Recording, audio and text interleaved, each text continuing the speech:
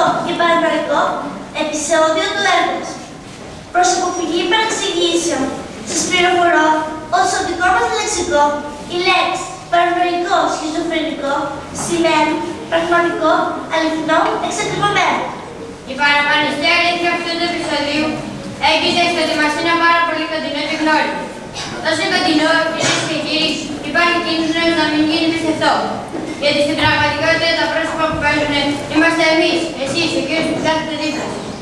Και όταν μια αλήθεια είναι τόσο κοντινή, είναι σαν τη μύτη μας που για να την δούμε πρέπει να την θεωρήσουμε. Ελάτε πίσω στα χρόνια 40-41. Μας δείχτηκαν οι Ιταλοί και οι Γερμανοί παρέα. Το θαύμα που κράτησε 6 μήνες δεν βαστάει άλλο. Ο Ήλιαν Προσπανιάκοβι ειδοποιεί το Χίτλερ ότι η σημαία του κυματίζει στην Ακρόπολη.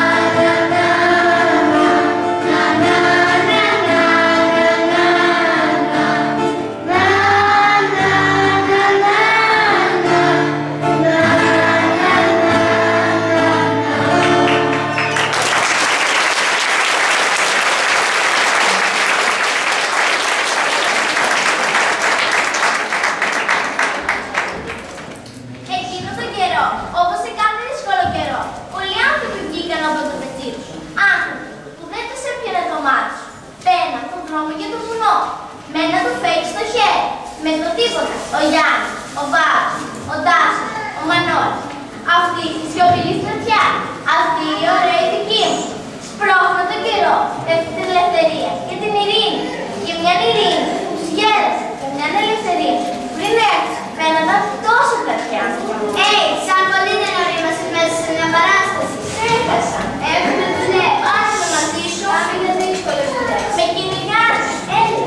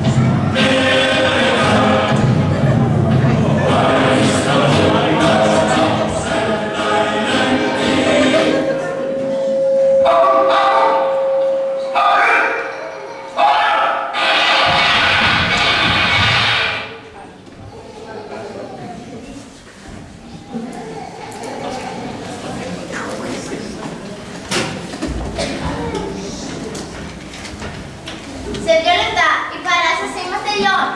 Όμως δεν θα σας αφήσουμε να φύγετε πικραμένοι. Και όχι γιατί σας κάνουμε χάρη, αλλά γιατί έτσι γίνεται πάντα στη ζωή. Πάει να μπει στον τόπο. Πάει να μπει στον τόπο. Οι ρίζες μας είναι βαθιές. Το κόμμα δικό μας. Κόβω, κόβεις, κόβει. Κόβουμε, κόβεται, κόβει. Τα κλαδιά μας, το κορμό μας. Μα μια πράσινη φουνούλα ξαναβγαίνει και φωνάζει. Εδώ είναι. Καταπιαστήκαμε με κάτι δύσκολο. Καλέσαμε την τρέλα και βοηθό, αλλιώς δεν θα τα βγάζουμε πέρα.